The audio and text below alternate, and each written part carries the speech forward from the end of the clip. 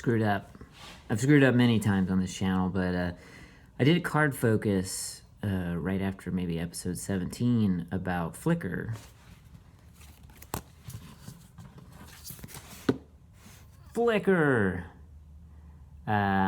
And so I'm not going to really get too much into that, but I said, and then next episode I'm going to talk about the deck, and then I just talk about Versus System forever, and I love Versus System, and Magic doesn't need any help. I mean, it's the oldest and most popular, one of the most popular card games there is besides Pokemon. So, this is the Heath Ledger deck. The Heath Ledger deck is named after that amazing actor who died sometime after making The Dark Knight as a Joker. A person who was really just, people did not think he was going to do a good job, were negative. They're still negative. Negativity just keeps on rolling. Nobody gives anything a chance. And that was what was so good about his performances, because after that freaking pencil trick, I think everybody was with him. Like, wow, you know? And of course, Heath didn't write that. It was in the script, you know?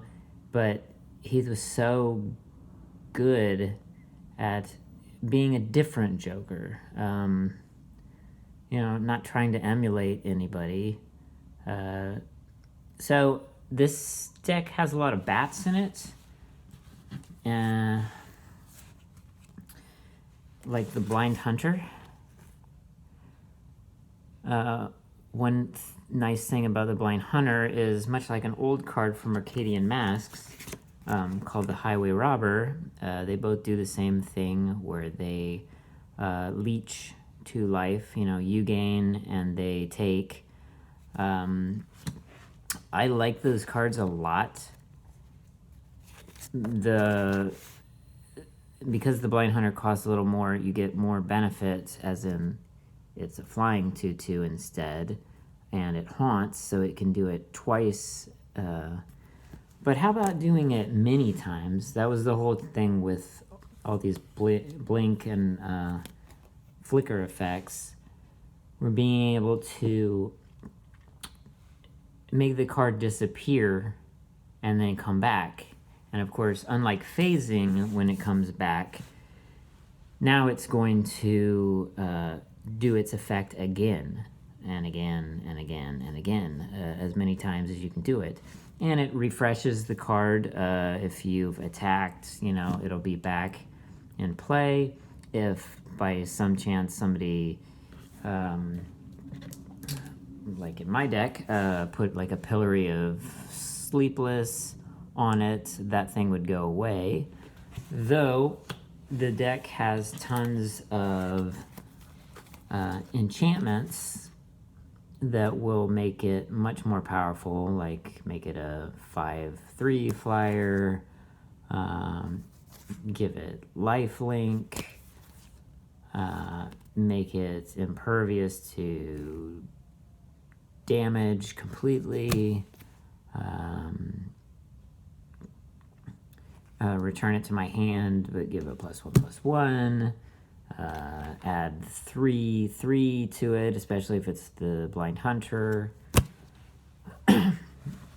And to keep that going on, you have Flicker Form, which tosses the creature but also tosses the auras and brings all of it back at the exact same time. That was the whole point. But with the new sets, like I think this is from Midnight Hunt, there's a whole lot of more bat stuff that came out because of the vampires. So I thought it would be fun to actually put something else in that has in play events that can keep on going on. So she brings in a +1/1 flying bat when she comes into play. So flicking her isn't a bad idea. She's a 4/2 as well, so Making her a little more powerful with the enchantments can help quite a bit. I also have just basic bats, like the Grimclaw. I like the Grimclaw. You are taking your life by pumping him up. You can pump him up as much as you want. So if you're ahead, that works really well. But if you, of course, do the soul link type of thing, you know, like the vampire link, you're gaining life anyway. So what you lose, you gain. Soul Link. Soul Link is a great card, I think, because it works both ways. This is one of those cards I think is perfect. It may seem expensive, but that's damage that's dealt to your creature, and the damage that the creature deals. So if you throw this on somebody else's creature, it kind of is a pacifism. Like, let's say it's a wall. If you block, you're just going to gain life when they block with that wall. And it's going to make them uninclined to actually block with it. So I have a nice foil Mortify. Somebody hit me with one of those Mortifies a day or so ago. I was like, yeah, that's familiar. Mine's a little more shiny. Then there's even creatures like the Flicker Wisp that comes into play and does the same thing. Remove target permanent from the game. Remove the card. You know what's really great? At the time, I wasn't playing. Well, I don't have any Planeswalkers, but I wasn't playing against anybody who played Planeswalkers either. Flicker Wisp can reset loyalty right before a Planeswalker is about to go off, so that part's good. So this has a lot of it. I'll use it on my own stuff, but you never know. There may be a lot of other reasons to use this card. And then the last one, Skeletal Vampire. Brings in 2 tokens. This guy's really expensive, especially for a 3/3. But he has a whole bunch of crazy things he can do with the bats. There may be bats already in play anyway, so. But there's tons of ways to flicker now. Just so many cool ways to do it, and it all kind of started with this card that I didn't quite get. So if you want to know a bit more about that, it's way down.